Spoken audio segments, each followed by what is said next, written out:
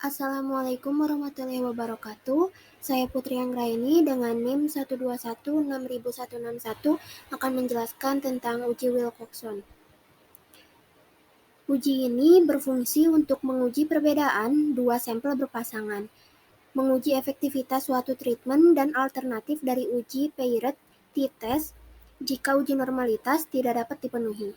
Spesifikasi dari uji ini yaitu data observasi berskala ukur sekurang-kurangnya interval. Asal populasinya sama dan memperhatikan arah perbedaan dan nilai relatif perbedaan dari dua keadaan atau perlakuan. Selanjutnya, statistik uji N kurang dari 25. Hitung selisih nilai data kelompok 1 dengan kelompok 2 dan median untuk setiap pengamatan. Selanjutnya, beri peringkat untuk nilai mutlak jika ada nilai yang sama atau disebut Ts, beri peringkat tengah atau mid-range. Selanjutnya, pasangkan tanda plus dan minus pada peringkat sesuai nilai pada langkah pertama. Selanjutnya, hitunglah jumlah peringkat bertanda plus dan jumlah peringkat bertanda minus. Yang terakhir, statistik uji yang digunakan untuk masing-masing hipotesis adalah T.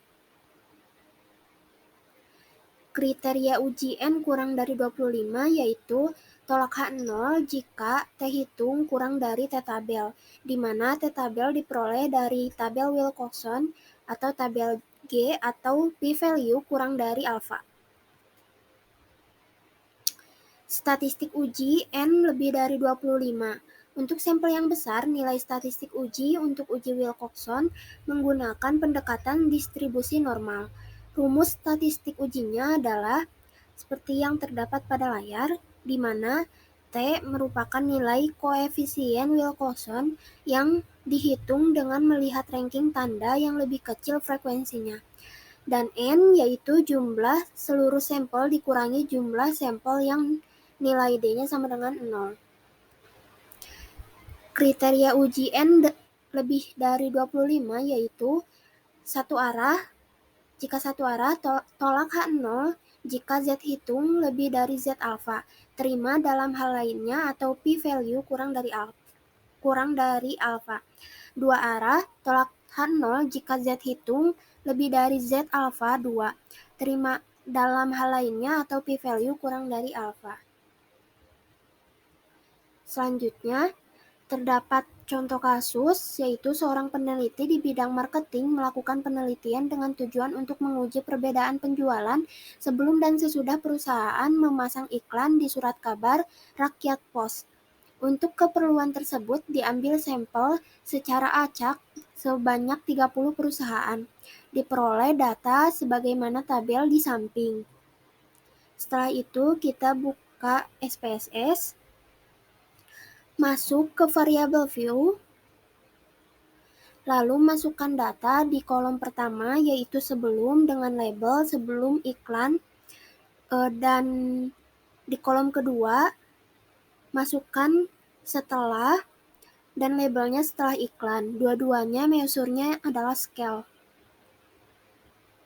Selanjutnya, pindah ke data view, lalu masukkan data yang ada di tabel tadi.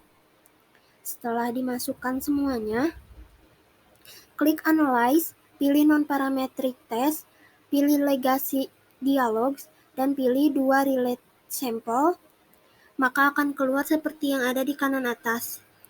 Masukkan yang sebelum iklan itu ke variabel 1 dan setelah iklan itu ke variabel 2. Setelah itu, centang atau checklist Wilcoxon yang sudah saya lingkari warna merah dengan anak panah warna hitam. Setelah itu, klik OK, maka datanya akan keluar.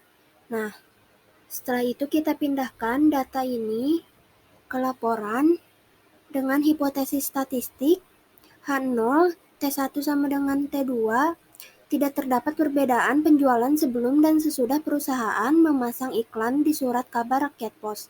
Dan H1-nya, T1 tidak sama dengan T2, terdapat perbedaan penjualan sebelum dan sesudah perusahaan memasang iklan di surat kabar Rakyat Pos. Dengan statistik ujinya, Z hitungnya itu negatif 3,026 dan p-value-nya itu 0,002.